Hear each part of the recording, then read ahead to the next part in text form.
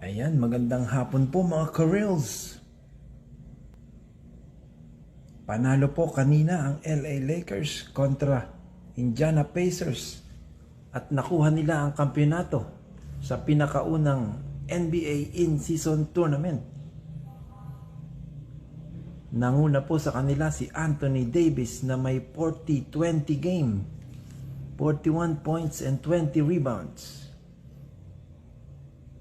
At tinanghal naman pong MVP si Idol LeBron James na nag-average siya ng 26.5 points per outing dito sa NBA in-season tournament.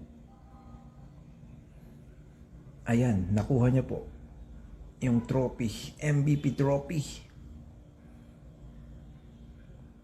At ito po ang history, pinakaunang champion sa NBA season tournament, ang LA Lakers.